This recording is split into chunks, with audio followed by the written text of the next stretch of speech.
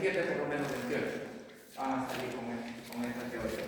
Entonces, les pediría que presten atención si no entienden algo, me preguntan. Sencillo.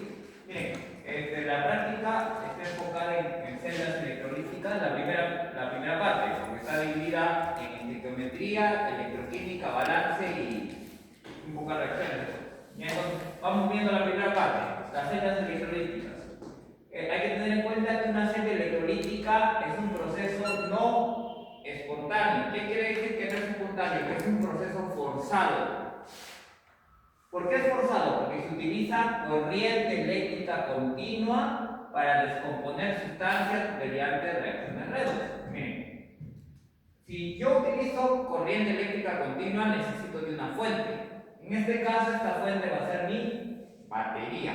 Va a ser, ¿de acuerdo? O sea, una celda electrolítica no es espontánea, es un proceso forzoso. ¿De acuerdo? Es un proceso forzoso, necesita de corriente eléctrica continua. Acá, miren, voy a utilizar una batería que es la fuente que me va a proporcionar energía eléctrica. Y la energía eléctrica, ¿cómo se transmite? A través de un flujo de electrones, ¿verdad? Un flujo de corriente eléctrica o flujo de electrones. ¿Qué quiere decir? Miren, que nosotros vemos que de la fuente de energía comienza a haber un flujo de electrones. Miren.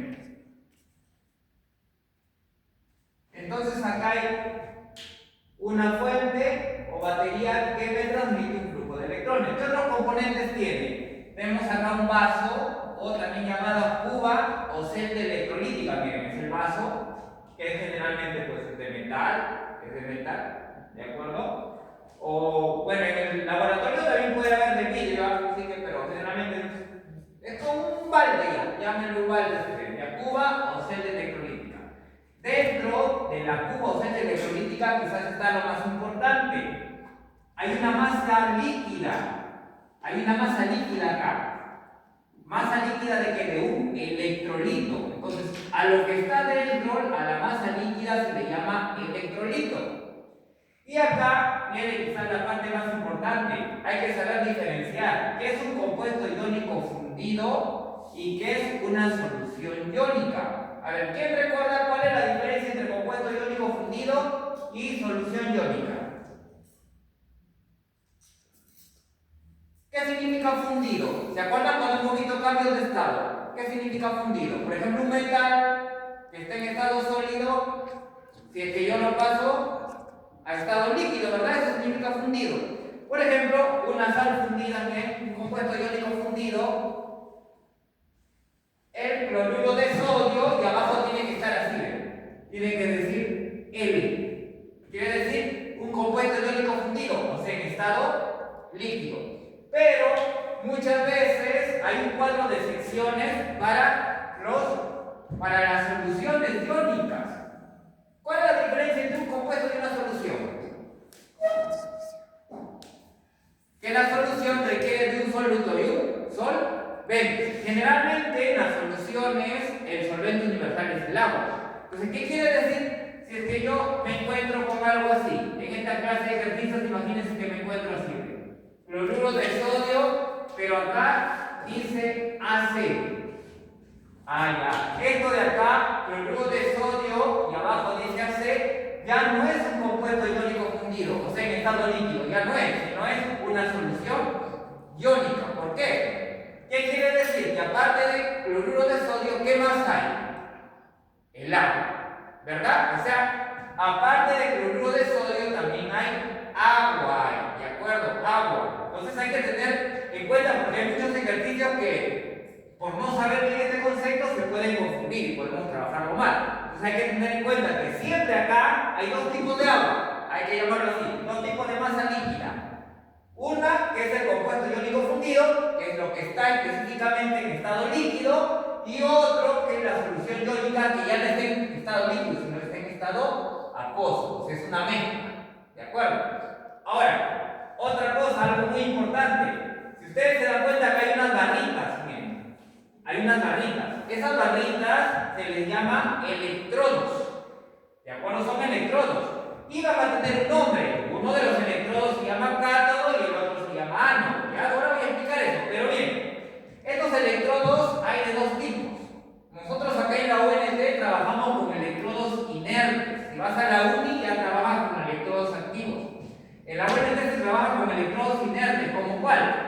ejemplo, este electrodo puede estar hecho de grafito o de platino.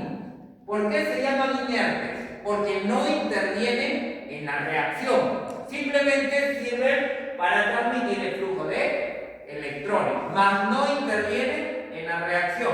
Pero hay otros tipos de electrodos que son activos, que sí intervienen en la reacción. Por ejemplo, ¿qué tipo de electrodo puede ser? ¿Cobre o puede ser el zinc? O sea, estas barritas de acá, si estuvieran hechas de cobre o zinc, intervienen en la reacción. Ya, pero acá en la UNT no se trabaja con electrodos activos, sino se suele trabajar con electrodos inertes, o sea, que no intervienen, no reaccionan, solamente sirve para qué? Para recibir el flujo de electrones. ¿Ya? Entonces, ¿de qué están hechos? Eso sí ha venido en segundo de todo vino, recuerdo. Están hechos los electrodos inertes generalmente de grafito o de platino. ¿Por qué? Porque el grafito y el platino suelen no intervenir en la reacción, simplemente es un observador, solamente es paso para el flujo de electrones. ¿Ya? Ahora, miren, voy a explicar cómo es el proceso.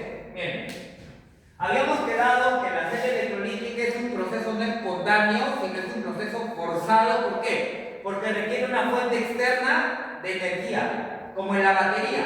Y la energía es el flujo de electrones. Miren, si de la batería sale el flujo de electrones, los electrones, ¿qué carga tienen? ¿Positiva o negativa? ¿Qué carga tienen? Negativa, ¿verdad? Entonces, miren, este electrodo, como está recibiendo los electrones, comienza a cargarse de forma negativa, miren. Se comienza a cargar de forma negativa este electrodo de acá. Entonces, al electrodo que se carga de forma negativa se le llama cátodo, ¿de acuerdo? Al electrodo que se carga de forma negativa se le llama cátodo. No estoy diciendo catión, sino estoy diciendo al electrodo, el electrodo de esta barra, que se carga de forma negativa se le llama cátodo. Y entonces, si un electrodo es negativo, obvio, el otro electrodo se va a comenzar a cargar de forma positiva, ¿verdad? Entonces, este electrodo va a comenzar a cargarse de forma positiva, miren. En este electrodo comienza a cargarse de forma positiva. Bien, entonces a este le vamos a llamar ánodo. Al electrodo de carga positiva se le llama ánodo. En el cátodo va a ocurrir el proceso llamado reducción. ¿Ya? En el cátodo ocurre la reducción, miren, acá ven. En el cátodo ocurre la reducción. Y en el ánodo, ¿qué va a ocurrir? La oxidación. ¿De acuerdo? En el ánodo ocurre la oxidación. Miren, miren, ahora, ¿qué sucede? Se supone que acá, ¿quién está? ¿Quién estaba acá adentro? El electrolito, ¿verdad? Miren, un electrolito se suele simbolizar así, como X, que viene a ser el metal, generalmente la carga positiva, acá X positivo, y por ejemplo Y, ya que viene a ser acá negativo. Ese es el electrolito, que puede ser un compuesto iónico fundido, ¿sí? Por ejemplo acá, cloruro de sodio, Na positivo, cloro negativo, ¿verdad? ¿Sí? ¿Sí lo entienden más o menos? Entonces, ¿para qué sirven estos electrones? ¿Para qué sirven? ¿Qué dice? Para descomponer la sustancia electrolítica. O sea, este flujo de electrones lo que hace es lo separa, lo descompone la sustancia electrolítica, que bien puede ser compuesto iónico o puede ser solución iónica. Lo descompone. O sea, lo descompone en una parte positiva y en una parte negativa. Entonces, la parte positiva, ¿hacia cuál de los electrodos ustedes creen que se iría? La parte positiva, recuerden que polos opuestos se atraen. La parte positiva tendría que irse hacia el electrodo negativo, ¿verdad? Y la parte negativa tendría que irse hacia el electrodo positivo. ¿De acuerdo? O sea, ¿para qué sirve este flujo de electrones? Este flujo de electrones sirve para descomponer esta sustancia. ¿Ya? La descompone esta solución iónica en sus cargas. la carga positiva se va para el cátodo y ahí inicia la reducción. Y la parte negativa se va hacia el ánodo y ahí realiza la oxidación. ¿Oxidación qué significa? ¿Ganancia de electrones o pérdida de electrones? Oxidación es pérdida de electrones, ¿verdad? Entonces, bien, en cambio acá, miren, dense cuenta qué sucede con el cátodo en la reducción. Está ganando electrones, por eso hay reducción, pero en cambio el ánodo, él está perdiendo electrones, miren, el ánodo pierde electrones, ¿de acuerdo? Por eso que acá está ocurriendo la oxidación. Si se dan cuenta, entonces, en el cátodo ocurre la reducción, la ganancia de electrones, en cambio en el ánodo ocurre la oxidación, pérdida de electrones. Entonces, ¿cómo se representa? Por ejemplo, miren, yo tengo acá, ¿verdad? La parte positiva de mi masa líquida, la parte positiva, se supone que va a ganar electrones. Entonces, está ganando electrones y se va a reducir. ¿Reducir qué implica? ¿Qué implica? ¿Que aumenta su estado de oxidación o disminuye? Disminuye, reducción. Su nombre lo dice. Reducción significa reducir su estado de oxidación, o sea, disminuye. Este de acá, esta parte positiva, ¿qué sucede? Se reduce. ¿Dónde se reduce? En el cátodo. En el cátodo hay reducción, o sea que hay disminución del estado de oxidación. Pero ¿qué ocurre? Así como hay un proceso que ocurre en el cátodo, que es la reducción, también en el ánodo ocurre lo opuesto, ¿verdad? En el ánodo, miren, ¿quién tengo? Tengo la parte negativa de la sal, ¿verdad? La parte negativa. Entonces, ¿acá qué hay? ¿Qué había acá? Pérdida de electrones, ¿verdad? Y la pérdida de electrones, ¿cómo se traduce? La pérdida de electrones. Así, ¿verdad? Miren. Entonces acá, ¿cuál sería el estado de oxidación ahora? ¿Cuál sería el estado de oxidación? Recuerden que la reducción significa disminuye el estado de oxidación. Y esto de acá sería aumenta. Aumenta el estado de oxidación. Si está en -1, ahora está en 0. Aumenta. ¿Verdad? Y acá si estaba en +1, disminuye a 0. Si estaba en -1, ahora aumenta. Esto de acá, la oxidación, ¿dónde ocurre? Ocurre en el ánodo. En el ánodo, ¿ya? No hay que olvidar que este se le llama ánodo. Y a este de acá se le llama cátodo. Su nombre mismo lo dice. ¿Por qué se llama cátodo? Porque atrae los cationes, la parte positiva lo atrae. Por eso se llama cátodo, porque atrae cationes. ¿Y este por qué se llama ánodo? Porque atrae la parte negativa de la sal, atrae aniones. ¿De acuerdo? Entonces, en el cátodo se da la reducción y en el ánodo se da la oxidación en el ánodo. ¿De acuerdo? En el ánodo se da la oxidación. Quiere decir, aumenta el estado de oxidación. Miren, acá de +1 a 0 y acá de -1 a 0. O sea, hay aumento del estado de oxidación. ¿Sí se entiende esa parte más o menos? ¿Más o menos sí lo entienden? Entonces, ¿por qué se llama cátodo? Porque atrae cationes. ¿Por qué se llama ánodo? Porque atrae aniones. En el cátodo hay reducción, o sea, disminuye el estado de oxidación. Y en el ánodo hay oxidación, o sea, aumenta el estado de oxidación. ¿Ya? Entonces, miren, solamente quiero entender esto de acá. Esta parte quizás son las excepciones que vienen en el examen de admisión y a veces uno duda en esto. Miren, hay que tener en cuenta que lo normal es que la parte positiva haga reducción. y la parte negativa haga oxidación. Pero no siempre sucede eso, sobre todo ¿dónde? Acá. En las soluciones iónicas, en todo lo que es acuoso, ahí ya no sucede eso en las soluciones iónicas. ¿Por qué? Porque en las soluciones iónicas el agua se mete. O sea, le quita el poder al catión y al anión. ¿Cómo así? Por ejemplo, vamos acá arriba, ¿ya? Vamos trabajando este. ¿Cómo se llama este compuesto? Es un compuesto iónico, ¿ya? Un compuesto iónico fundido. A ver, ¿cómo se llama este compuesto?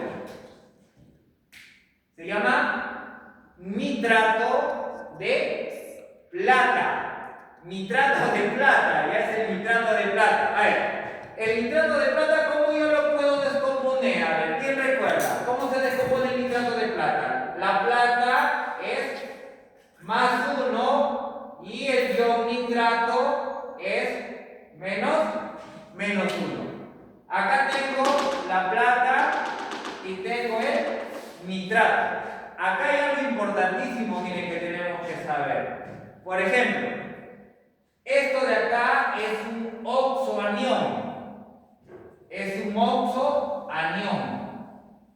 ¿Y este oxoanión qué características tiene? Que el nitrógeno está actuando con su máximo estado de oxidación. ¿Cuál sería el máximo estado de oxidación acá del nitrógeno? Con el cual está actuando. ¿Con cuánto? ¿Con cuánto está actuando acá el nitrógeno? ¿Sí? ¿No sabemos? Miren, acá el oxígeno es menos 2. 3 por menos 2, menos 6. Para que me dé menos 1, ¿con cuánto estaría actuando el nitrógeno?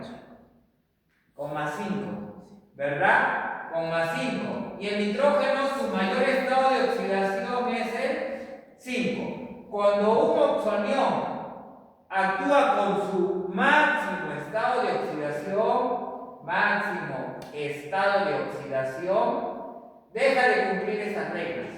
¿Por qué? Miren, ¿cuáles son las reglas que tenía que cumplir? Por ejemplo, según la teoría, la plata, ¿qué tendría que hacer? La plata, que es la parte positiva, ¿tendría que reducirse en el cátodo o tendría que oxidarse en el ánodo? ¿Qué tendría que hacer la plata? La plata es la parte positiva. ¿Qué tendría que hacer? Tendría que ir al cátodo, ¿verdad? Sí, miren, la parte positiva es atraído por el electrodo negativo, que es el cátodo. Entonces, al cátodo iría la plata. Acá, la plata se reduce en el cátodo. Pero ¿qué sucede con la parte del nitrato? Como el nitrato es la parte negativa, lo lógico sería que se vaya a oxidar al ánodo. Pero como ahí está un elemento con su máximo estado de oxidación, como es el nitrógeno, que está con su mayor estado de oxidación, que es más 5, es excepción a la regla. Deja de cumplir ello ya. ¿De acuerdo? Deja de cumplir ello. O sea, ¿qué quiere decir? Que el nitrato ya no va a oxidarse al ánodo, sino ¿quién es el que se oxida en su lugar? Habíamos quedado que en una solución iónica, ¿qué había aparte? Agua, ¿verdad? Había agua en una solución iónica siempre. ¿Sí? ¿Sí se acuerdan? En una solución iónica se decía que era un compuesto acuoso porque había presencia de agua. Entonces, cuando se trata de una solución iónica y la parte negativa es un oxoanión con su máximo estado de oxidación, entonces el que va al ánodo ya no es el oxoanión, sino ¿quién sería? El agua. Y del agua, ¿quién se oxida del agua? El oxígeno, miren. El oxígeno presente en el agua es el que se oxida. Acá. ¿De acuerdo? Entonces, miren, el oxígeno presente en el agua se oxida. ¿Ya? Entonces, no se olviden que este oxígeno fue del agua. Se oxida. Ya no se oxidaría el nitrato. Ya no iba. ¿Por qué? Porque hay un elemento con su máximo estado de oxidación. A ver acá. En el sulfato de zinc. ¿Cómo lo podemos descomponer al sulfato de zinc? El zinc es más 2, ¿verdad? El zinc es más 2 y el sulfato es menos 2. El zinc es la parte positiva. El catión es atraído por el electrodo negativo, el cátodo. O sea, ¿qué quiere decir? Que el zinc, ¿qué cosa? Se reduce en el cátodo, ¿verdad? El zinc se reduce en el cátodo. Pero el sulfato es un oxoanión. Ese es un gran problema. ¿Por qué? Porque al ser un oxoanión está un elemento con su máximo estado de oxidación. Miren. ¿El azufre cuál es el mayor estado de oxidación del azufre? Más 6, ¿verdad? Entonces acá el azufre sí está con más 6. Miren. Si está con más 6 acá el azufre. El oxígeno, por supuesto, menos 2, ¿no? 4 por menos 2, menos 8. Menos 8 más 6, ahí está el menos 2. Miren. Entonces, el azufre está con su mayor estado de oxidación. Cuando el oxoanión está con su máximo estado de oxidación, la parte negativa ya no se oxida en el ánodo, sino ¿quién? El agua. Y específicamente, ¿qué parte del agua? El oxígeno del agua. ¿Ya? El oxígeno del agua. Ahí está. El oxígeno del agua. Ahora, otra gran excepción más, miren, porque hay excepciones acá buenas. Todos los elementos del grupo 1A y del grupo 2A y el aluminio no cumplen el proceso de irse a reducir al cátodo. Por ejemplo, acá tengo el sulfato de potasio, ¿verdad? En el sulfato de potasio yo lo puedo dividir en la parte positiva y en la parte negativa. Lo normal es que el potasio, que es la parte positiva, se reduzca en el cátodo. Pero esto de acá, miren, ha venido muchas veces, ahí es facilísimo. Las excepciones, todos los elementos del grupo 1A, 2A y también el aluminio, que está en el 3A, ellos no se reducen en el cátodo. No se reducen en el cátodo. ¿De acuerdo? No se reducen en el cátodo. Por ejemplo, el potasio, miren, es un elemento del grupo 1A. El potasio. O sea, es la parte positiva que normalmente tendría que reducirse en el cátodo. Entonces, si no se reduce en el cátodo, ¿quién hemos dicho que se reduce? ¿Sí? El agua. Específicamente, ¿qué parte? Ya no el oxígeno. El oxígeno se oxida en el agua. Entonces, el hidrógeno. ¿Ya? En lugar del potasio, que era lo normal, que tendría que reducirse en el cátodo, quien se va a reducir es el hidrógeno, que está presente en el agua. Entonces, se reduce el hidrógeno. Y la pregunta es, ¿esta parte sulfato, que es la parte negativa, podrá oxidarse en el ánodo o no? Es un oxoanión. ¿Podrá oxidarse o no en el ánodo? Dense cuenta que el oxoanión sulfato acá también está igual que el de arriba, está con su máximo estado de oxidación, miren, y cuando está con su máximo estado de oxidación, tampoco puede oxidarse en el ánodo. ¿Quién se oxida en su lugar? El oxígeno presente en el agua, miren. El oxígeno presente en el agua se oxida. ¿Ya? Estoy haciendo solamente más que nada las excepciones, es lo que quiero que entiendan, porque después del resto de la práctica lo vamos a reventar rapidito, está facilísimo. ¿Ya? A ver, miren acá. El sulfato cúprico. ¿Ya? El sulfato cúprico, miren. Tenemos acá el sulfato cúprico. El cobre es la parte positiva. ¿Ya? El cobre es la parte positiva, cúprico, más 2, ¿no? Es la parte positiva.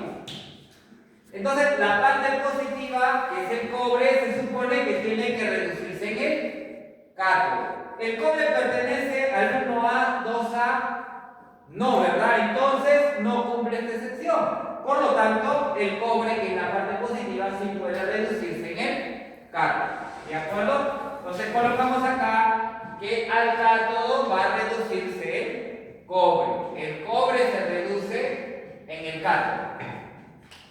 Y acá, a ver, ¿acá se podrá reducir el cobre o no? que es SO4, ¿ya? A ver acá, muchachos, ¿se podrá reducir el cobre o no? Acá. ¿Qué dice? Sulfato de cobre. Si es el sulfato, es el azufre con su mayor estado de oxidación. Entonces es un oxoanión, ¿verdad? Si hacer un oxoanión con su mayor estado de oxidación, no puede oxidarse en el ánodo. ¿Quién se oxida? El oxígeno presente en el agua. A ver, ya, esto de acá creo que todos lo hacen, ya que está facilito. A ver, miren, por ejemplo, tengo el cloruro de sodio, pero el medio acoso. ¿La parte positiva cuál es? La parte positiva es el sodio y la parte negativa es el cloro.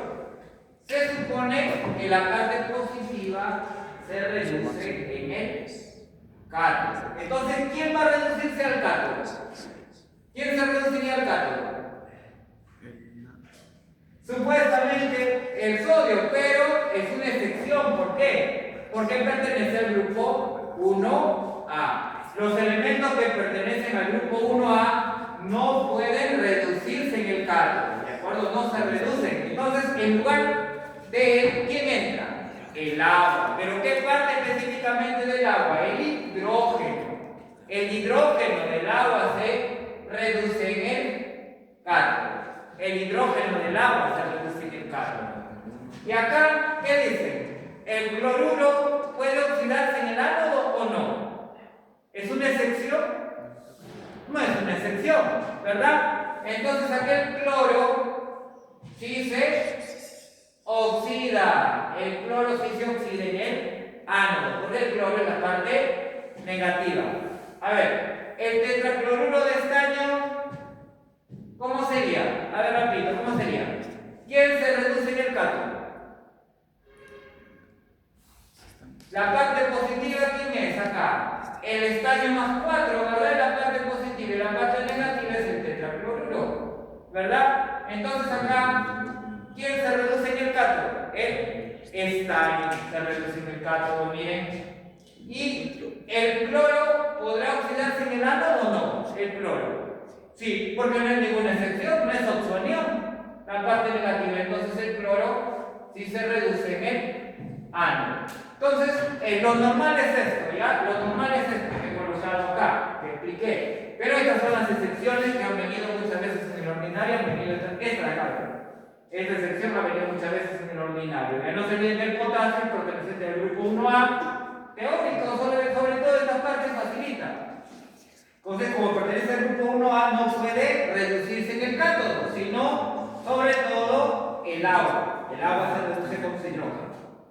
Ahora acá, miren muchachos, rapidito, vamos a ver acá el caso 1, donde se analizan las relaciones cuantitativas de una sola sustancia. Ya no va a haber más sustancias, solamente una sola sustancia. En el problema, ¿de qué me van a hablar? Me van a hablar de moles, de litros a condiciones normales, de gramos, etc. Cualquier otra relación cuantitativa.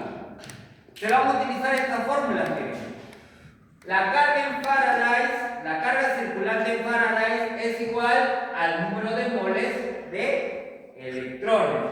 O la carga circulante en Faraday también es igual a la carga en Coulomb dividido entre 96.500.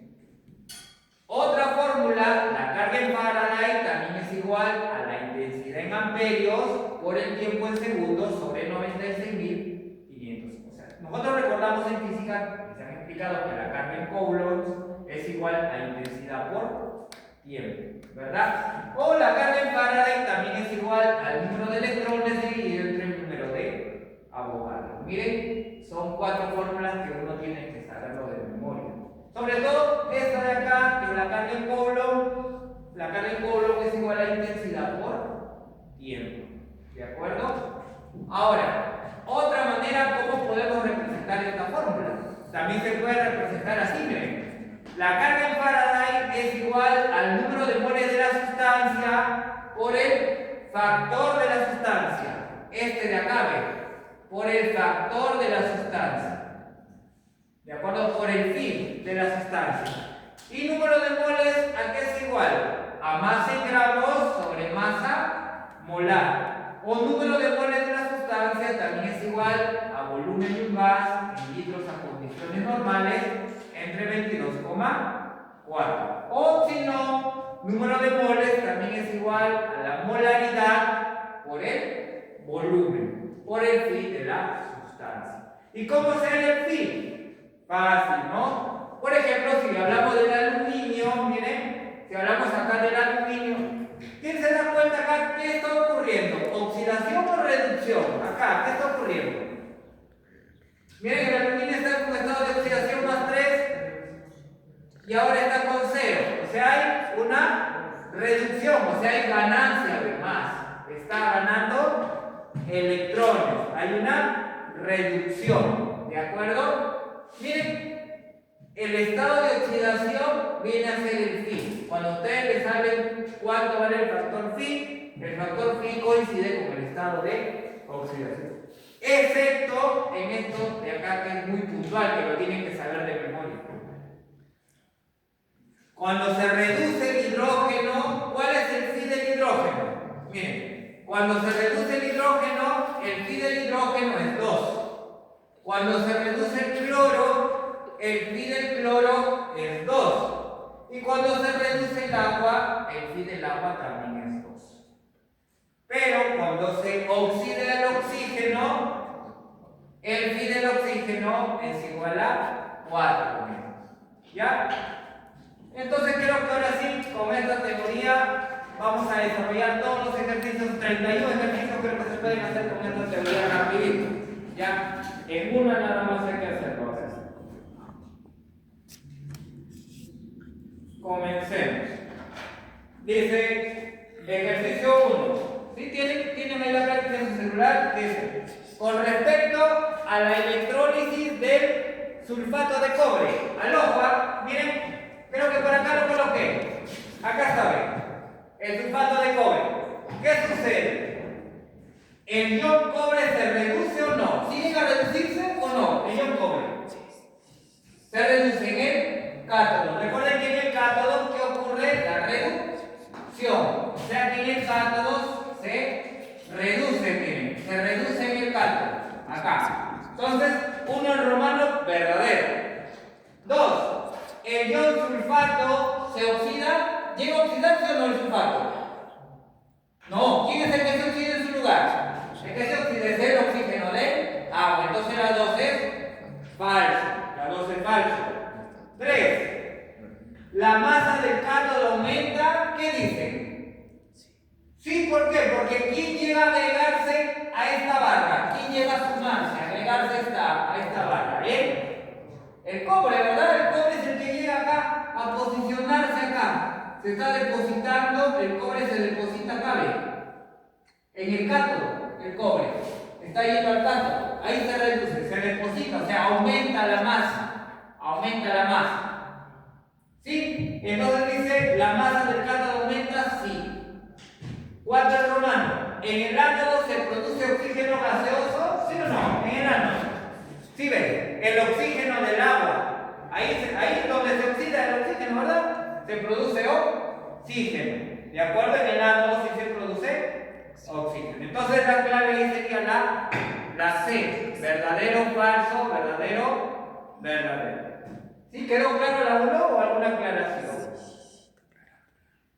¿Todo claro todavía? Ya. La 2. Durante la electrólisis del agua. Al ojo ya pues deben decirme esa ya. ¿Cuál sería la clave? La electrólisis del agua. Imagínense que acá tenemos el agua. Ya acá ven. Acá tenemos el agua. El agua circulada, por ejemplo. ¿Ya? ¿Me pueden decir el agua circulada? Que es el agua en ácido sulfúrico. O sea, cuando les hablen ustedes de agua circulada, les van a mencionar así, miren muchachos. H2SO4, esto se ha venido un ordinario. Este es el agua circular. El agua con ácido sulfúrico. Ese es el agua circular. El agua con ácido sulfúrico. Entonces, cualquier electrólisis que a ti te mencione, cualquier electrólisis, tú ya sabes que el agua, ¿qué es lo que hace el agua? ¿A dónde va su hidrógeno del agua? ¿A dónde va el hidrógeno del agua? al cátodo. El hidrógeno del agua siempre va al cátodo. ¿Y dónde va el oxígeno del agua? Al ánodo. Cualquier agua ya sabe qué comportamiento tiene, ¿ya? Entonces vemos.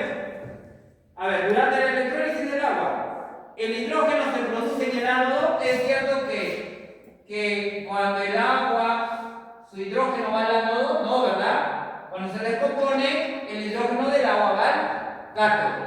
Entonces, la 1, falsa. La B, se genera corriente eléctrica continua. ¿Es para generar energía o se utiliza?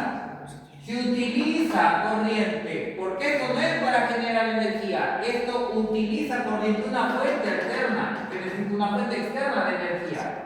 ¿De acuerdo? Entonces, este proceso redox no produce energía, sino al contrario consume, utiliza. Entonces, la B, falsa. La C, el oxígeno se forma en el ánodo. El oxígeno del agua siempre se forma en el ánodo. ¿De acuerdo? Se produce una reacción redox espontánea y hemos quedado, cuando les expliqué, que es un proceso no espontáneo, es un proceso forzado. Requiere de una fuente externa de energía. Ya requiere de una fuente externa de energía. Y la E, el oxígeno se produce en el electrodo negativo. No, el electrodo negativo ya hemos visto que es el cátodo. Y el oxígeno se produce en el electrodo positivo, que es el ánodo, ¿no? Entonces ya tenemos la 2 enlace. Bueno, la 3 está muy fácil, ya lo dejo. Vamos con la 4, ya vamos con la 4. ¿Cuál clave me dan en la 3? A ver ahí. ¿Qué clave sería en la 3? Ya esa es básica.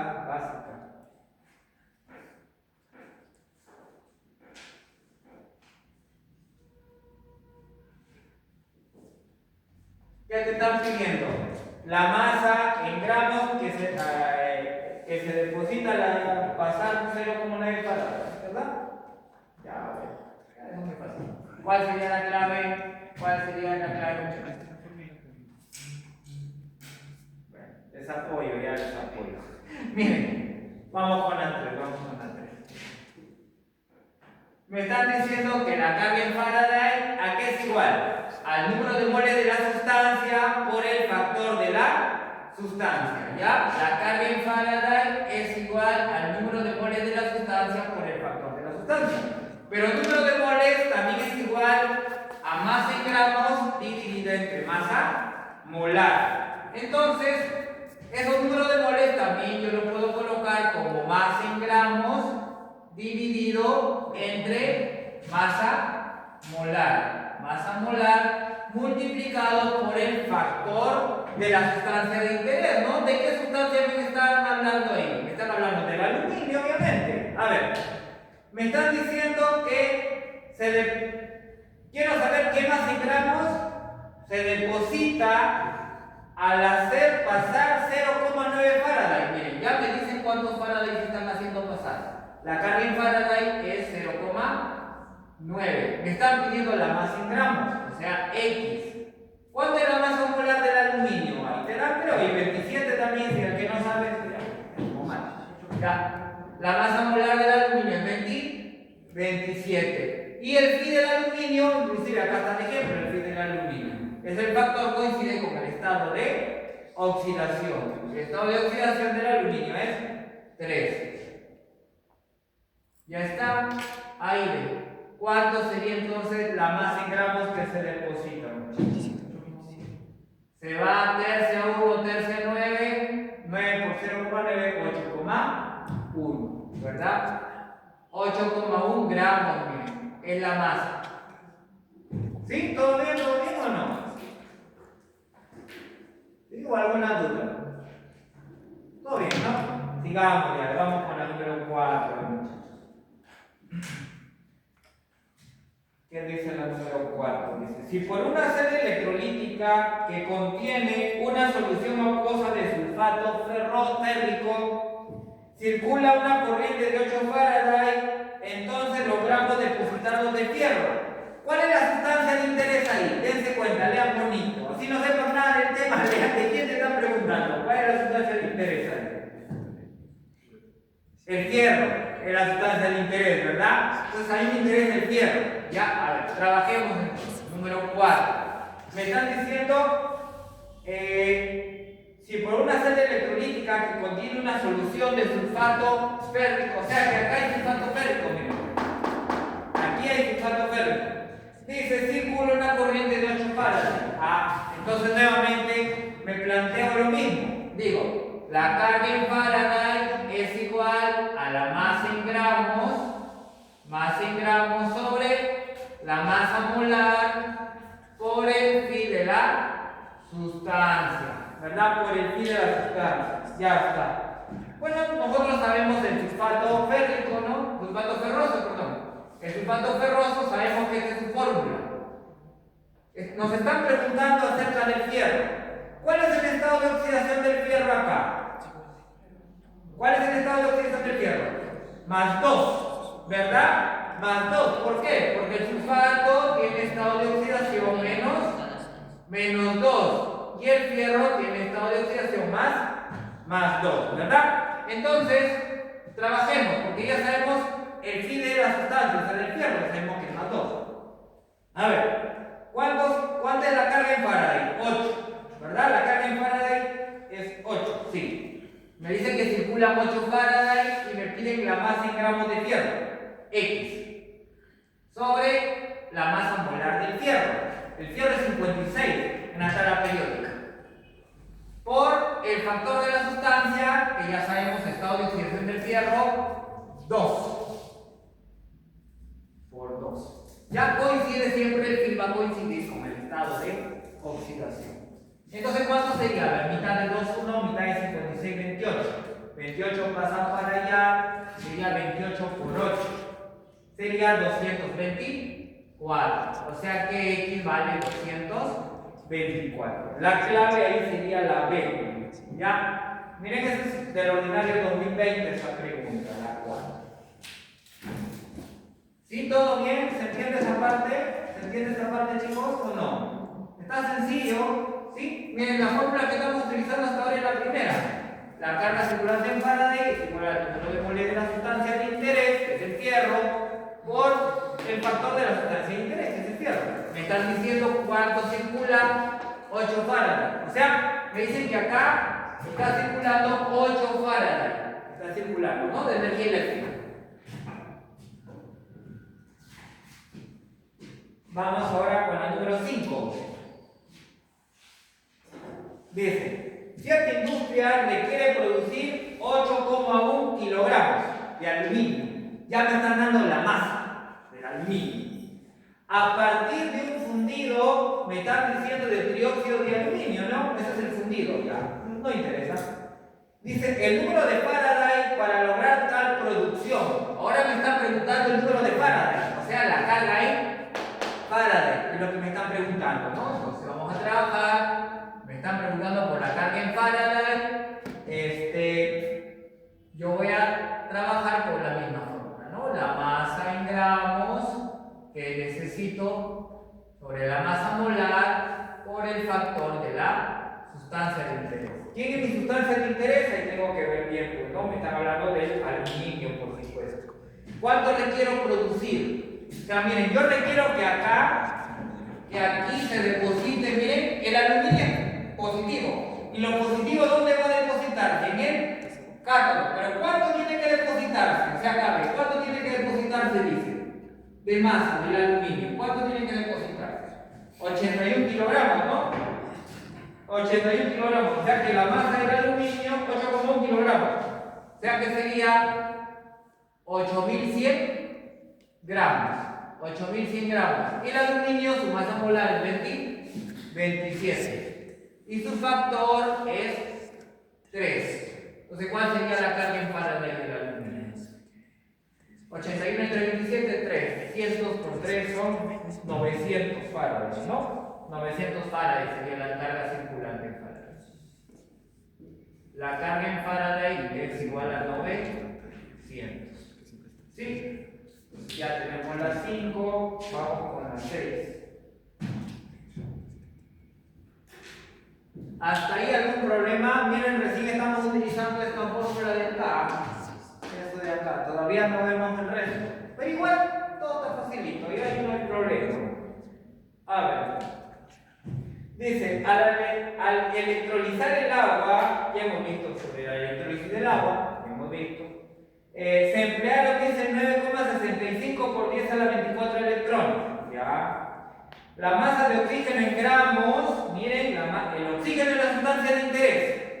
Esto es importante, tengo que saber quién es mi sustancia de interés. Mi sustancia de interés, eso es lo importante. ¿Ya? Cuando me hablan de mi sustancia de interés, ya lo reconocí, el oxígeno. Dice, la masa de oxígeno en gramos que se obtiene en el ánodo según la siguiente ecuación. Ya, muy fácil, vamos trabajándolo, ¿ya? A ver, tenemos la carga en Faraday es igual al número de moles de la sustancia de interés por el factor de la sustancia de interés. Pero yo me acuerdo y digo que la carga en Faraday también, ¿cómo lo puedo trabajar? Con otra fórmula, cuando me hablen del número de electrones. Acá ves. Con esta otra fórmula no puedo trabajar la carga en Faraday, cuando me hablan del número de electrones. O sea, yo digo que la carga en Faraday también es esta otra fórmula. También es igual al número de electrones sobre el número de Avogadro. El número de Avogadro se suele colocar N0, ¿ya? Ese es el número de Avogadro. O Na también algunos lo llaman, ¿ya? Entonces, el número de moles de la sustancia de interés, recuerden que se trabaja así, con número de moles. Masa en gramos sobre masa molar, ¿no? Masa en gramos dividido sobre la masa molar por el phi de la sustancia. ¿De cuál era mi sustancia de interés? ¿Recuerdan? El oxígeno. Ese es el que me interesa, sobre el que me están preguntando, pues. Me dicen cuántos gramos de oxígeno, ¿verdad? A ver. Sí, la masa de oxígeno en gramos que se obtiene. O sea, ya no me interesa el resto, murió. Solo me concentro en el oxígeno. ¿Ya? Yo ya sé cuántos electrones se emplearon. Entonces, el número de electrones que se han empleado es 9,65 por 10 a la 24. Ya sé. Sobre el número de Avogadro, bueno, eso ya tengo que saberlo de memoria, ¿no? 6,023 o 0,22, 6,022 por 10 a la 23. ¿Ya? 6,022 por 10 a la 23. ¿Qué más me están pidiendo? Me piden la masa, ¿no? Este es mi X. ¿Cuál es el oxígeno? ¿Cuál es su masa molar, muchachos? Del oxígeno. ¿Cuánto es su masa molar del oxígeno? Acá la periódica todos saben que el oxígeno es 16. Pero el oxígeno siempre estamos hablando de lo que está en estado gaseoso, ¿verdad? O sea, ya no sería 16, sino sería 32. ¿Sí? Entonces el oxígeno acá sería masa molar 32. Y su phi, ya hemos visto que ¿cuánto sería su phi del oxígeno? Acá lo coloqué, miren, como datito, ¿ven? Su phi del oxígeno es 4. Ya, acá está, no se olviden, cuando me hablen de oxígeno, su phi del oxígeno es 4. Entonces lo multiplico acá por 4. Y ya está. Cuarta 1, cuarta 8, por 8, 72, 72 entre 6, aproximadamente 12, ¿no? Y le agrego un 0, sería 124 entre 10, entre 6, 10 a la 23, sería 10, 128 de la masa, porque no hay otra, es la que tiene que ser. A lo próximo, pues, ¿no? Si se dan cuenta, no, miren, cuarta 1, cuarta 8, 8 por 9, 72, entre 6, ¿cuánto es 72 entre 6? Aproximadamente. 6 por 12 es de 72, 6 por 12 no es 12, 12, ¿verdad? Ya, 12 y algo, 10 a la 24, entre 10 a la 23, 10, 12 por 10, 120 y algo. Ya, la única que es 120 algo, 128. Ya, entonces sería 128. Y ahí no se preocupen ni por los decimales, acá tienen que hacer rápido, porque si no, ya no terminan nunca. Ahora, sería la 6, sería 128. Vamos con el número 7. A ver, ¿qué dice la 7? A través de una solución de cloruro férrico, ¿ya? Cloruro férrico. A ver, acá hay que hacer el análisis, ¿ya? En el cloruro férrico, ¿quién va al cátodo? En el cloruro férrico. ¿Quién iría al cátodo? En el cloruro férrico. el fierro, ¿verdad? Y al ánodo el cloro. Ya hay que tenerlo en cuenta nada más. Y cuando el cloro va al ánodo, ¿con cuánto actúa? Cuando el cloro va al ánodo. Cuando el cloro va al ánodo, actúa con 2. Su phi es 2. ¿Ya? Su phi es 2 del cloro. Entonces vamos viendo, ¿ya? ¿Qué dice? A través de una solución de cloruro férrico circula una corriente de 10 Faraday, ya me dicen, el volumen en litros a condiciones normales de cloro gaseoso que se libera es facilísimo, ¿no? También sencillito. A ver, entonces la carga circulante en Faraday es igual, a ver, no, están pidiendo número de moles de la sustancia de interés por el factor de la sustancia de interés. Y me están preguntando a mí por los litros a condiciones normales. ¿Verdad? Es un gas, el cloro es un gas, ¿no? Están hablando del cloro. Entonces, también recuerden que esto de acá, ¿cómo lo puedo representar? Cuando me hablen de litros a condiciones normales.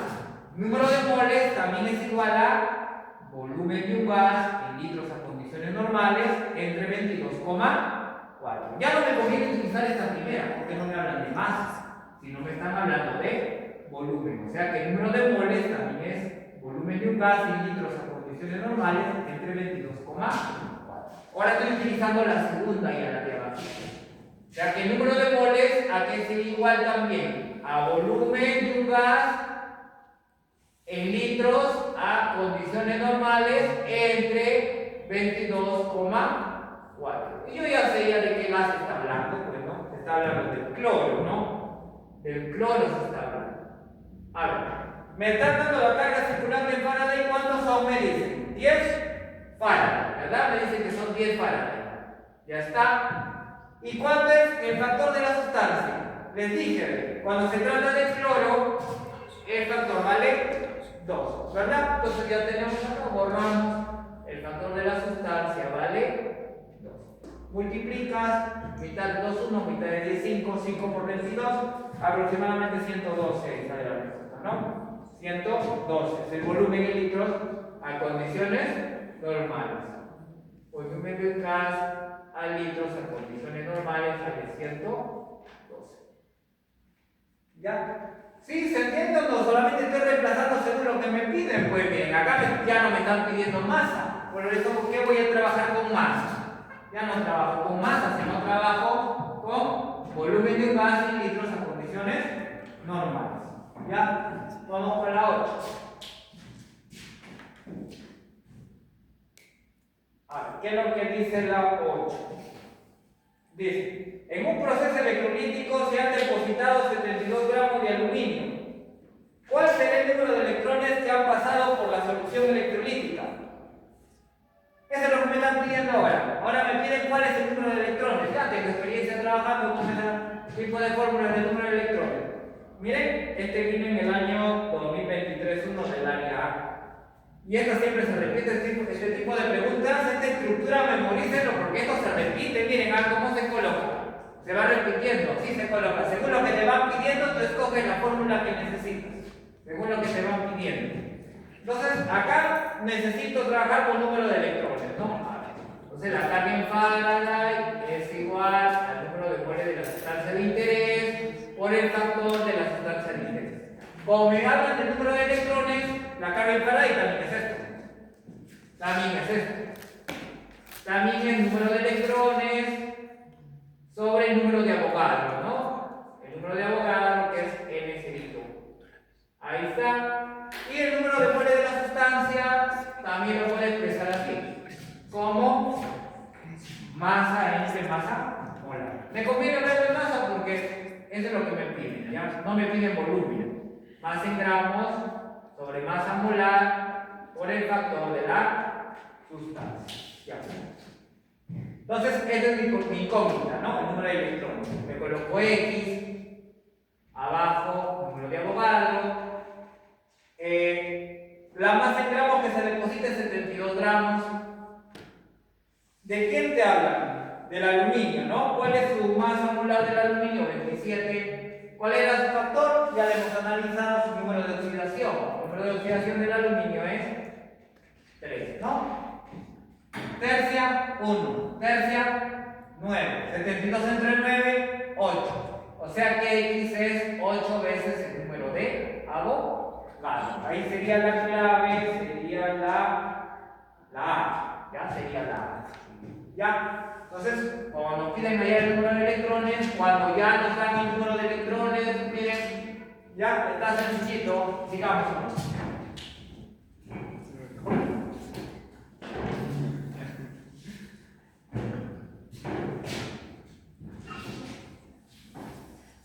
¿Alguien va a tomar alguna foto o algo o ya no? Antes que apague. Que apague, digo que borre. Quedó grabado.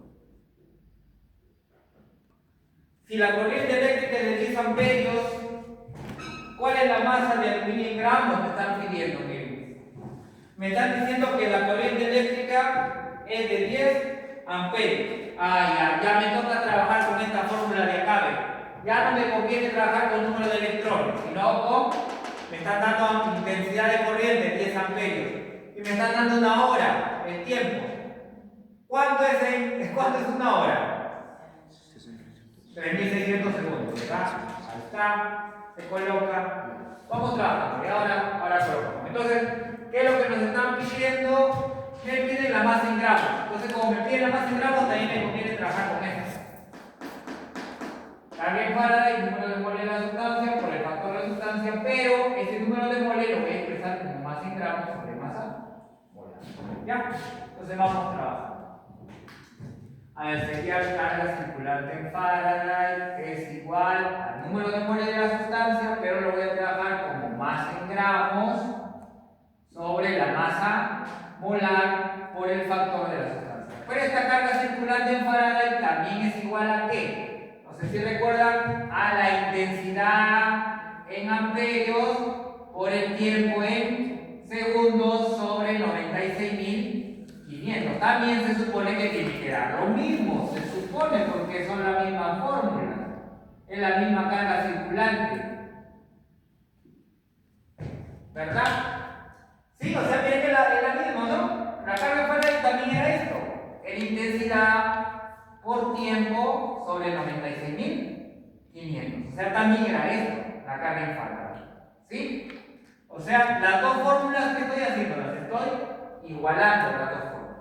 ¿Sí? ¿Se entiende? Lo que estoy haciendo es igualar las dos fórmulas nada más, ¿ya?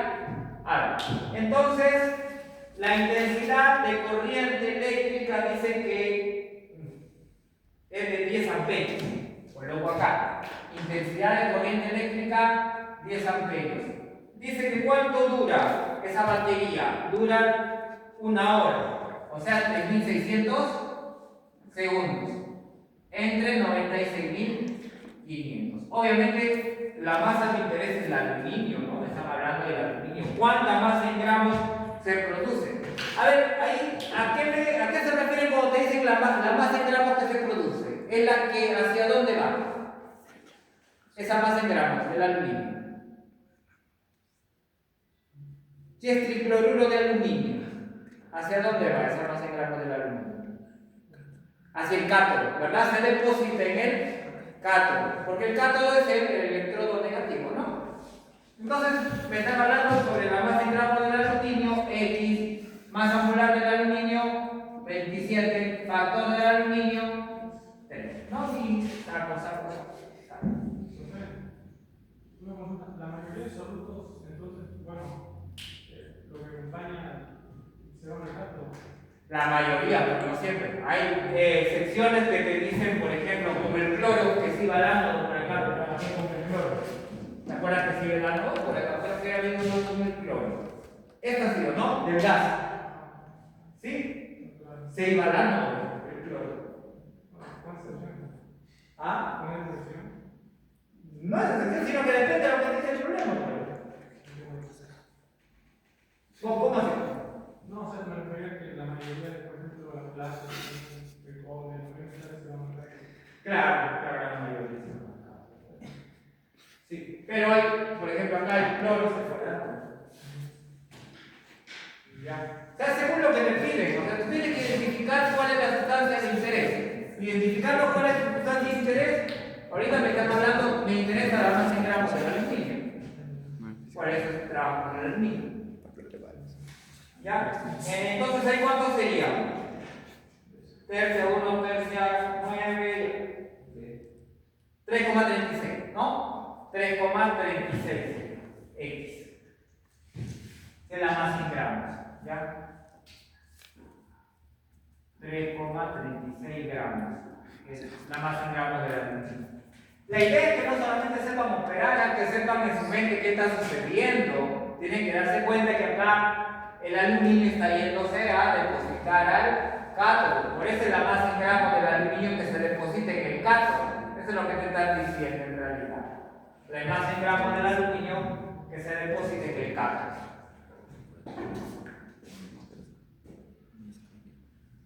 Sigamos.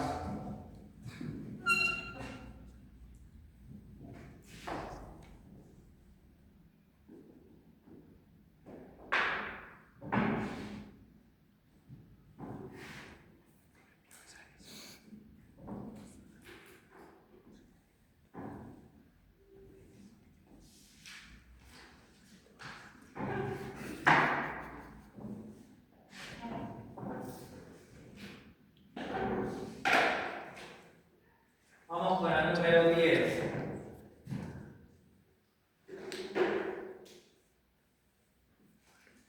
A ver, intenten ustedes, chicos, unirla, esta ahí la 10 es parecida a la anterior. Tiempo. Entonces, por el tiempo en segundos.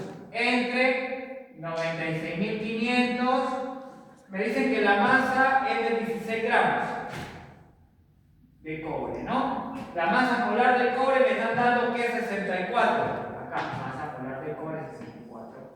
Y recuerden que en el nitrato cúprico, a ver, vamos a colocarlo acá, nitrato cúprico.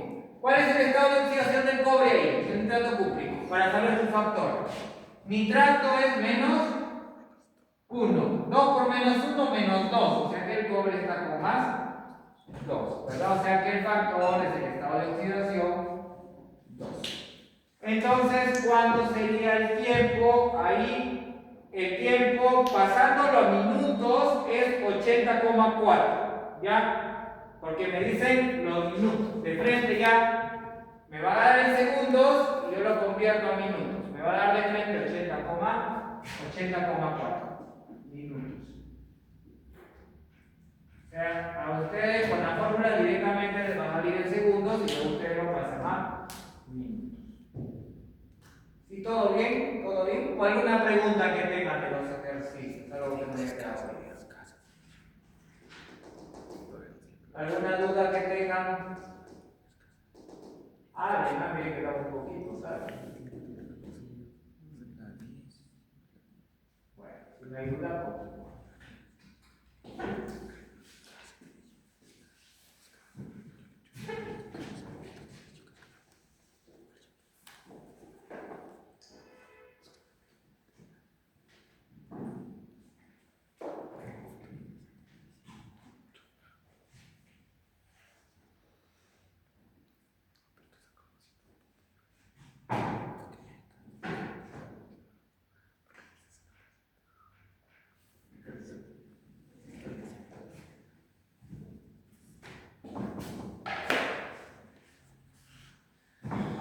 Voy a hacer unas cuantitas más nada más de electroquímica, de ahí me paso ya a lo que sigue, ya que es este, aunque no se sean buenas. A ver, vamos a ver hasta dónde avanzamos, ¿ya? Porque todavía hay tiempo. 10, 11. Dice, para lograr la recuperación de 2,24 gramos de cadmio a partir de una solución de cadmio más 2, se hace necesario aplicar una intensidad de corriente de 0,965 amperios durante un tiempo igual a, ¿cuál sería ese tiempo? El tiempo en segundos me está pidiendo. Entonces la misma fórmula, ¿no? La misma fórmula. Este mínimo en segundos sumativo dice el área del punto 22. O sea que este tipo de ejercicios, miren, esta manera de desarrollar ya es recurrente ya es recurrente. Carga en Faraday, acá sería la masa en gramos sobre la masa molar por el factor de la sustancia. Y acá trabajo por la intensidad en amperios, por el tiempo en segundos, sobre los 96.500, ¿verdad? Ahí está. Ya, a ver, vamos a ver. Me están dando la intensidad de corriente eléctrica, sí. Me dicen que se va a aplicar una intensidad de corriente eléctrica de 0,965 amperios. O sea que acá debería ir 0,965. Por el tiempo, que es lo que necesito hallar, sobre 96.500. Ahí está, miren. Es igual a la masa, dice que necesito recuperar 2,24 gramos. O sea que la masa en gramos es 2,24. Y me están dando la masa molar del cambio 112, ahí como dato. Y me están dando el estado de oxidación del ion cambio, sí, más 2. O sea, por 2, ¿verdad? Entonces, ¿cuánto sería la respuesta? Miren, 965, 965, 224, 312, 2 por 2, 4 y le agregas 3 ceros, ¿no? 4.000. 4.000 segundos. Entonces ahí tenemos la 11. ¿Sí entienden cómo plantear los ejercicios o no? Miren, es bien sencillo. Tienes que colocar acá la intensidad, el tiempo sobre 96.500. Muchas veces te piden la masa, algunas veces te piden el tiempo. Acá también es lo mismo. Creo que no hay manera como... A ver, la 12, denme la clave. Si han entendido, denme la clave. Está loco, ¿no? Facilito. Sí. La 12, ¿no? La 13 quizás creo que poco lo hagan, ¿no? La 13. Quizás poco lo hagan la 13. No, la 13 no, la 13 está fácil, ¿no? La 13 está sencilla.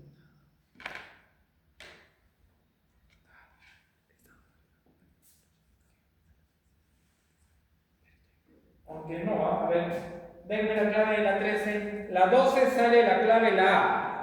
La 12 sale la A, 5,15. ¿Ya? La 12, 5,15.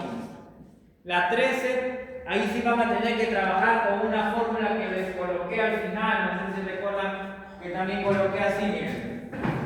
Yo coloqué, dije, la carga en Faraday es igual número de moles de la sustancia de interés por el factor de la sustancia de interés, pero les dije que el número de moles también se puede trabajar como molaridad multiplicado por el volumen. Eso también es número de moles, ¿sabes? No hay que olvidarnos que el número de moles también es molaridad por volumen por el factor de la sustancia de interés. Esto se va a trabajar para el ejercicio número 13.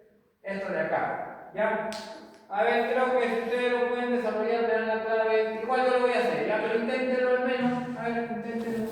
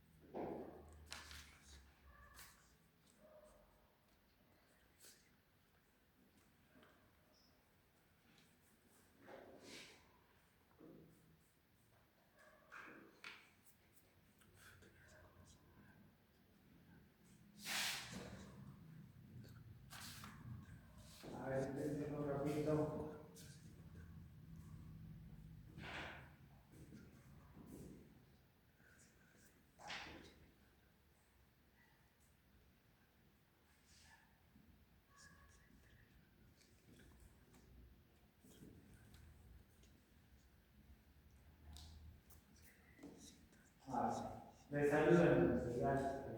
Profe, sería La E. Sí, creo. Me acuerdo de la clase. Vamos haciendo, no hay problema, vamos haciendo. Sí, creo que era la E. A ver. Dice, ¿cuántos minutos serán necesarios? Minutos, dice minutos. ¿Cuántos minutos serán necesarios para que todo el cobre disuelto en 10 litros de concentración molar 0,498? A ver, vamos dando algunos datos. La concentración molar me están dando, miren, me dicen que es 0,498 molar. Acá sería 0,498. El volumen en litros me están dando, me dicen que son 10 litros. El factor de la sustancia, yo ya tengo que saber. El cobre, ¿con cuánto está actuando el cobre? En sulfato de cobre. ¿Con cuánto actúa? En sulfato de cobre. Sulfato de cobre. Si acá es menos 2, acá es con más 2. O sea que el factor de la sustancia es 2. La intensidad me dice que la intensidad de corriente es 96,5. 96,5 por el tiempo en segundos, que luego lo voy a convertir en minutos, entre 96.500. ¿Sí? Se va a 965, 965, 498, lo multiplican por 2 y luego lo vas a convertir a minutos, ¿no? Así lo hiciste, si te salió 166. Pero de frente en minutos, ¿no? Ya lo hiciste a minutos de frente. Sí. Ya no pasaste a minutos. Ya sale 166 minutos de eso a minutos. Ya. O sea, acá va a salir a segundos y luego lo pasan a minutos. ¿Ya? O sea, lo dividen entre 60. Ya, a ver, vamos a ver firmando la clase.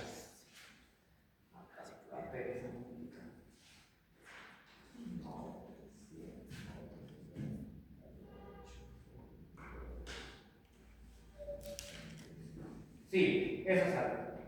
Sale 166 acá. 166 minutos. ¿Ya? Entonces miren, no se descontrolen si es que ven molaridad, si ven volumen, eso también es número de moles. Eso puede, este ejercicio puede ser más difícil, pues el resto son así, no creo que haya mayor dificultad. A ver, vamos por la número 15 y de ahí me paso a la 20, porque las 16, 17, 18 y 19 ya son igualitas. ¿Ya? De la 15 me paso a la 20, que es un poquito diferente, y para avanzar.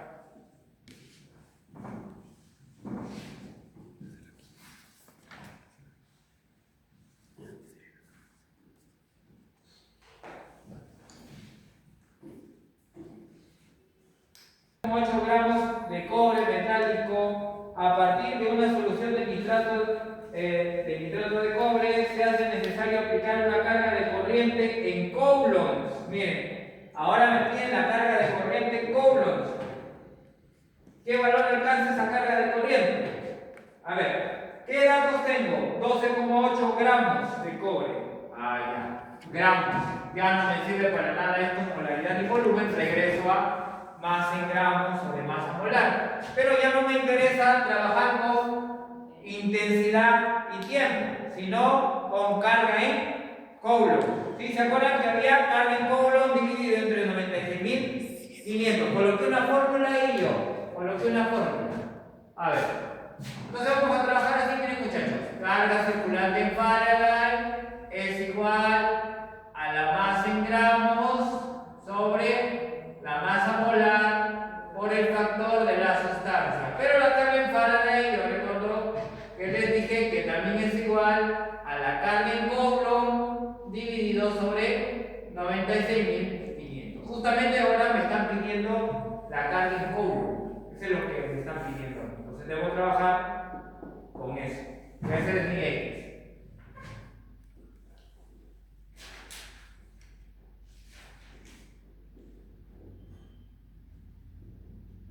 Entonces, este tema simplemente es ver qué datos me dan y ver qué fórmula elijo. Y elijo qué fórmula trabajo, nada más. A ver. La carga en Coulomb es lo que quiero, ¿no? Sobre 96.500. La masa me están dando, me parece el dato, me dicen 12,8 gramos de cobre. Acá la masa del cobre, 12,8 gramos. La masa molar del cobre, 64 gramos, ahí me están dando. Y el factor del cobre, ¿cuánto sería en el nitrato de cobre? ¿Cuánto es el nitrato de cobre? Nitrato de cobre. 2, ¿verdad? El cobre es más 2. Entonces, por 2. 128 entre 64 es 2. Por 2, 4. 4 por 965, 38.600, ¿verdad? Entonces la carga en Coulomb es 38.600 Coulomb. Esa es la carga en Coulomb. ¿Sí? ¿Se entendió el ejercicio 15 o hay alguna duda? Solamente escogí ahora, ya no trabajé con intensidad por tiempo, sino trabajé con carga en Coulomb, que es otra de las fórmulas que también coloqué ahí. ¿Ya? Es otra de las fórmulas que coloqué. ¿Todo bien? ¿Todo bien hasta ahí? ¿O hay alguna pregunta? Ya miren, la 16, 17, 18, 19, esa va a quedar para ustedes. ¿Sabes por qué es igualito? Ya voy a perder tiempo y me paso de frente a la 20. Ya, ahorita remarcamos la 20, 21, 22, 23, 24 y 25. Ya, y ahí ya luego me paso a otro tema.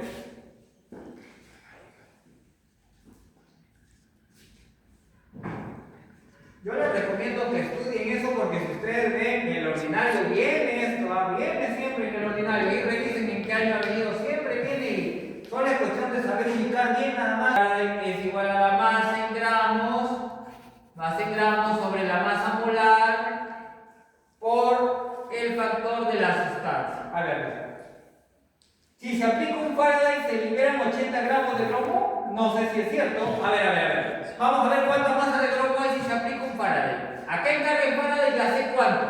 1. Quiero saber cuánta masa de bromo se va a depositar. Masa de bromo, no sé. Masa molar del bromo, ahí me tienen que dar. ¿Cuánta es la masa molar del bromo? 24. Ya es 24, ¿no? A ver. Entonces dice 80, que es del magnesio, ¿no? Pero el bromo, ¿cómo es? El bromo siempre es un gas, o sea, está diatómico, no sería 80 la masa del bromo, sería 160 sería, ¿verdad? ¿Sí lo entienden? Porque el bromo y el cloro son un gas. O sea, ¿quiénes son los que son gases? A ver, ¿quién recuerda? Todos los que son gases, los que están en el grupo 7A, o sea, el cloro 2, el bromo 2, el flúor, el oxígeno está en el 6A, pero también. ¿Ya? Entonces, esos son gases, ya son gases. Entonces acá la masa molar del bromo sería ya no 80, sino sería 160, ¿verdad? Y por el factor es 2, pues, ¿no? El factor es 2. Entonces, ¿cuánto sería? ¿Será verdad o falsedad eso? A ver, mitad de 2, 1. Mitad de 160, 80 por 1, 80. ¿Cuánto de bromo dice? A ver, si se aplica un Faraday, ¿se libera 80 gramos de bromo? Sí. La masa es verdad, son 80 gramos de bromo. Ya vieron que si se aplica un Faraday, se liberan 80 gramos de bromo. La 3. Al aplicar 965 Coulomb, ¿se generan 0,12 gramos de magnesio? A ver, ahora voy a trabajar con esta fórmula de carga. Carga en Coulomb. Carga en Coulomb sobre 96.500, pero ahora me están hablando del magnesio, ¿no? A ver, sobre la masa del magnesio entre la masa molar del magnesio por el factor del magnesio. A ver, ¿cuánto es la carga en Coulomb que se tiene que aplicar? 965 acá arriba. Ven, acá arriba 965 Coulomb entre 96.500. Quiero saber cuánta masa de magnesio hay. No, eso es lo que me están preguntando. ¿Cuánta masa en gramos de magnesio hay? La masa molar del magnesio me tiene que dar 24. Y el factor del magnesio es su estado de oxidación. ¿En qué grupo está el magnesio? En el grupo 2A. O sea que su estado de oxidación, el factor es 2. ¿Verdad? Mitad de 2, 1, mitad de 24, 12. 965 sería 12 entre 100. 0,12 es la masa de magnesio que se puede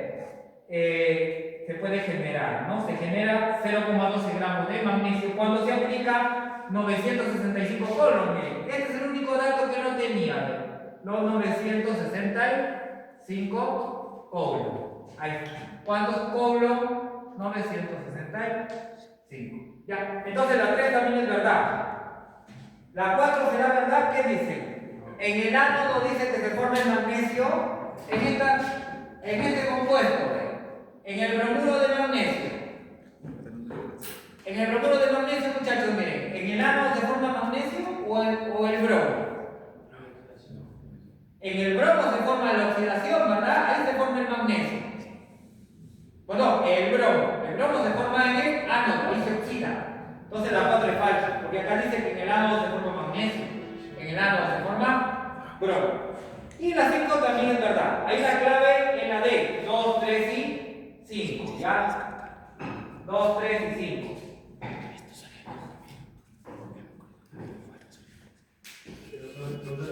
Son verdaderos. Son ciertas las 12, ¿verdad? La 3 también. Y la 5 también. 2, 3 y 5. Ya. A ver, vamos a ver ahora otro caso. Ya así como les coloqué caso 1, ahora digamos, otro caso donde vamos a tener que emplear una fórmula similar. Ya, vamos con el caso 2 ahora. Recuerden que esto de acá era para una sola sustancia de interés. Miren, era para un tipo de sustancia nada más. Pero en este caso que viene es cuando son dos sustancias de interés. O sea, cuando son dos celdas que están conectadas en serie. Ya, cuando tenemos celdas conectadas en serie.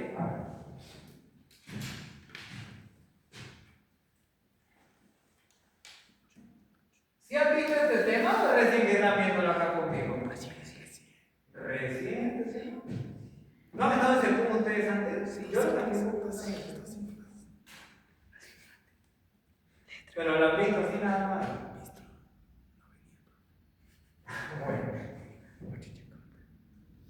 Vale.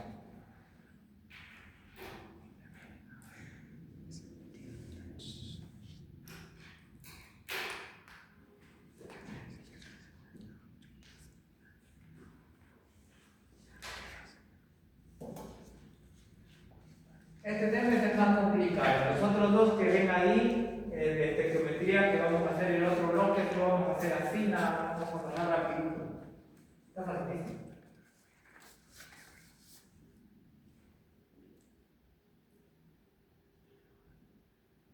Dice, a ver, el caso 2 para relaciones cuantitativas para dos sustancias diferentes. Dice. Miren, se supone que son celdas electrolíticas que están conectadas, así miren. Esta es una celda, acá tengo otra celda electrolítica. Se supone que esta celda electrolítica tiene su cátodo, tiene su ánodo, ¿verdad? Esta también tiene su cátodo y tiene su ánodo. Y si te dicen que están conectadas, ¿a qué se refieren cuando te dicen que están conectadas? A ver, más o menos, ¿quién tiene una idea? Cuando te dicen que están conectadas, ¿a qué se refieren? ¿Ah? ¿A qué se refieren cuando te dicen celdas conectadas en serie? ¿Por qué son conectadas? Porque a través de ellas circula la misma carga en Faraday. O sea, la carga en Faraday que circula en esta celda A es la misma carga en Faraday que circula en la celda B. ¿Sí me entienden esa parte o no? O sea, ¿qué quiere decir que la carga en Faraday, recuerden que yo sé que es el número de moles de la sustancia A por el factor de la sustancia A. Miren, el número de moles de la sustancia A por el factor de la sustancia A. Y acá también sería el número de moles de la sustancia B por el factor de la sustancia B. ¿Sí? Número de moles de la sustancia de interés por el factor de la sustancia de interés. Número de moles de la sustancia B por el factor de la sustancia B. Acá está la sustancia A y acá está la sustancia B. O sea, se llaman celdas conectadas en serie porque la misma carga en Faraday circula a través de ellas.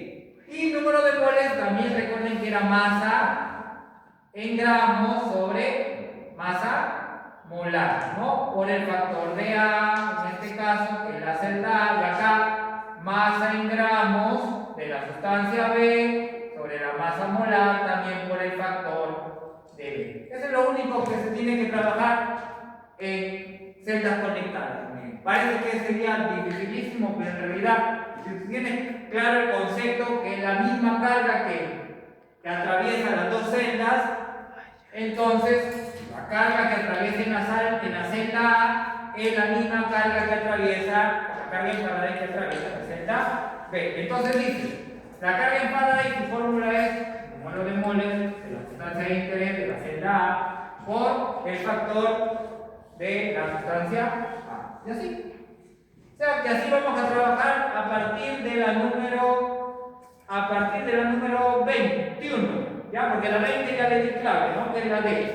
A partir de la 21 vamos a trabajar así, ¿ya? Rapidito anoten lo que tienen que anotar para borrar y continuar, ¿ya?